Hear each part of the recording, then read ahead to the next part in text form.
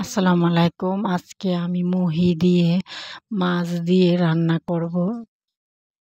প্রথমে আমি মাছগুলো ধুয়ে হলুদ দিয়ে দিলাম স্বাদ মতো লবণ। মুহিগুলো আমি ধুয়ে কেটে রেখে দিয়েছি, মাছগুলো মেখে রেখে দিলাম।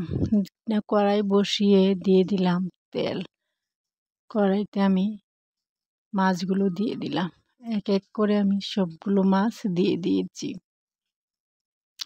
এবার মাছগুলো আমি এক পিঠ ভাজা হয়ে গেছে, এবার আমি উল্টিয়ে নিচ্ছি। আমার মাছ উল্টানো হয়ে গেছে।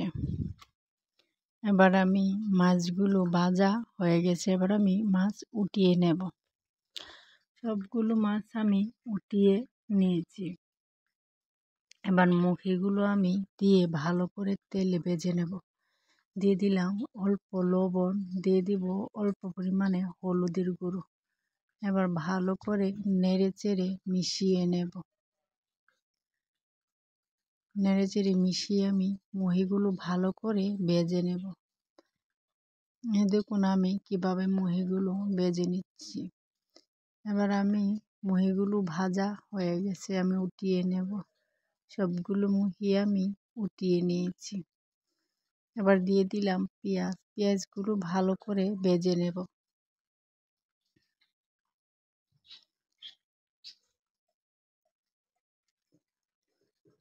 আমার পেঁয়াজ ভাজা হয়ে গেছে।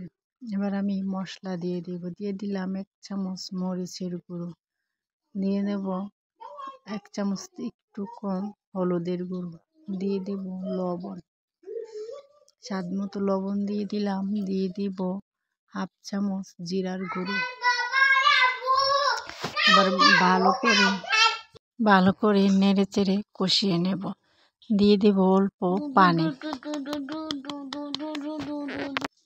পানি দিয়ে কষিয়ে নেব ভালো করে মশলাটা।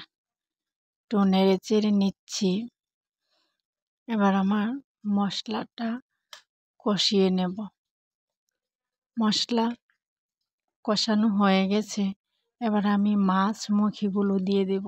এবার ভালো করে নেড়ে চেড়ে একটু কষিয়ে নেব। মশলার সাথে মুখি মাছ একসাথে একটু কষিয়ে নেব।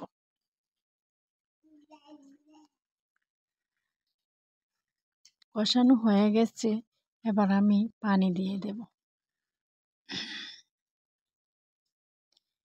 এবার আমি পানি ঝোল দিয়ে দিয়েছি, ভালো করে নেড়ে চেড়ে মিশিয়ে নিচ্ছি। আমার মিশানো হয়ে গেছে, এবার আমি একটা ঢাকনা দিয়ে ঢেকে দেব। আর উঠিয়ে নিচ্ছি, দিয়ে দেব ধইনা পাতা কাঁচামরিচ। আবার ভালো করে নেড়ে চেড়ে মিশিয়ে নেব।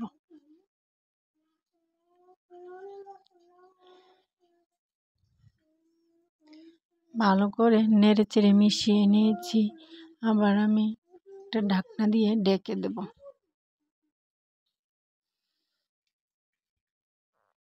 আবার উঠিয়ে নিচ্ছি, আবার একটু নেড়ে চেড়ে দেব।